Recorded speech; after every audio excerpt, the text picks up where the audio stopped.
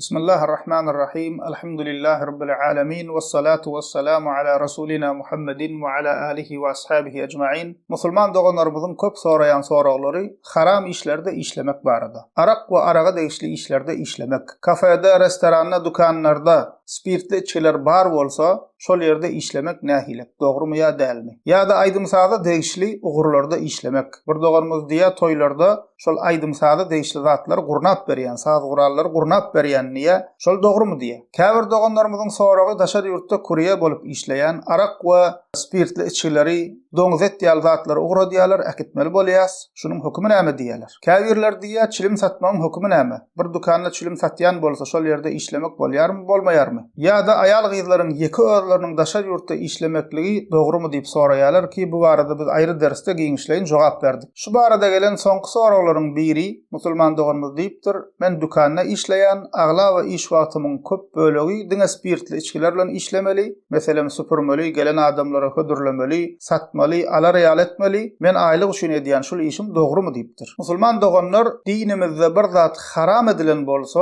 şo harama degişli işlerde işlemegen bolmaýar. Mysal üçin arak haramdyr. Almak, satmak, satýana kömek etmek, sowgat etmek, şol ugurda işlemek ählisi haramdyr musulman doganlar. Ýa bolmasa aýdymsa haramdyr. Şol aýdymsada degişli zatlara kömek etmegen haramdyr. Saz gurallar satmak, toýda gurnap bermek, äkidip bermek ählisi haramdyr. Hatta aýdym aýtmak üçin bagşylara goşgy ýazyp bermek hem günahkarçylykdyr. Hatta musulman doganlar haram zatlar bilen işleşmege däl, kömek etmek däl, şol haramyň bar ýerine oturmak dogry däldir. Tirmizi'de, Ahmet'te gelen hadisinde Peygamberimiz sallallahu aleyhi ve sellem diýär: "Men kana yu'minu billahi wal yawmil ahir fala yaq'ud ala ma'idatin yushrabu alayha khamr." Kim Allah'a we ahiret gününe iman eden bolsa, arak içilýän taşakda oturmasyn diýär. Düşüneli musulman doganlar, arak satmak, satýana kömek etmek, hödürlemek däl, içilýän ýerde oturmak bolmaýar. Peygamber sallallahu aleyhi ve sellem oturmasyn diýär. Tirmizi'de gelýär, Enes bin Malik radiyallahu anh sahaba diýär: "La'ana Rasulullah sallallahu aleyhi ve sellem fil khamri 'ashratan, 'asiraha ve mu'tasiraha ve şaribaha ve hamilaha vel mahmulatu ilayh ve saqiyaha ve ba'i'aha ve akila thamaniha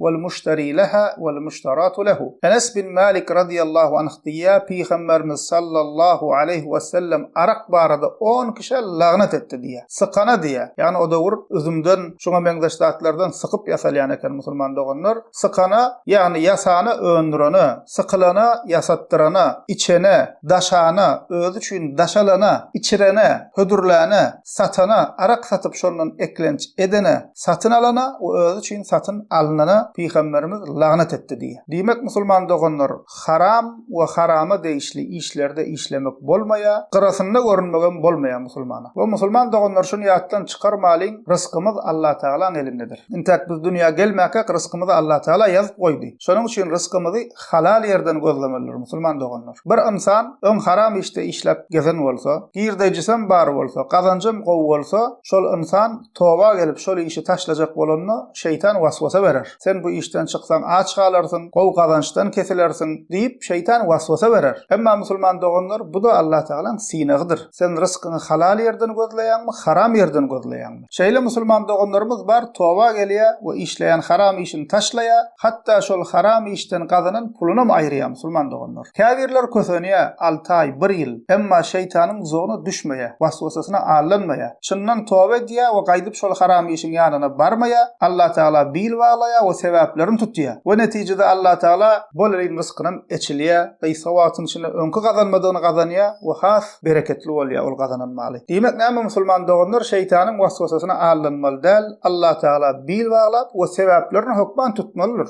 Sebäpleri tutmalydyr, uğruna ıglamaly, öwrenmeli, halal ýoldan rızkymyzy kazanmak üçin musulman doganlar sebäplerini hökman tutmalydyr. Allah Taala Kur'an-ı Kerimde Talak suresiniň 2-3 ayetlerinde diýär: "Ve men yettaqillaha yej'al lehu mahraja ve yerzukhu min haysu la yahtasib ve men yetawakkel alallahi fehuve hasbuh." Kim Allah Taala takwalyk etse, yani Allah Allah Taala'nın diýenini edip haram zatlardan kaçsa Allah Taala ona çıkalığı nasip eder. Öňsör musulman doganlar we yerzukhu min haysu la yahtasib we garaşmadyğı yerden rızıklandırar. Ay çare tükönni nämesem kam dip kellem tutup oturkan bilmän yerinden Allah Taala rızkyny açyk goýberer. Garaşmadyğı yerden rızıklandırar diýe. Kim Allah tawakkellik etse, yani Allah Taala bil bağlasa, Allah Taala onu yeterlikdir diýe. Diýmek musulman doganlar, biz birinji bilen takwalygymyzy düzeltmeli. Halal rızkyn, bereketli mal-mulkyň gelmeginiň birinji sebebi musulman doganlar takwalykdyr. Allah Taala'nın diýenini edip haramlardan kaçmakdyr. Ana şonu Allah Taala bize peýdaly rızk berer, bereketli rızk berer. Halal ýoldan gazanylan rızk musulman doganlar azam bolsa bereketli bolar. Şonuň üçin näme musulman doganlar haram işler taşlaly. Allah Taala bil baglap rızkymyzy halal ýoldan gözläliň. Alhamdulillahi rabbil alamin.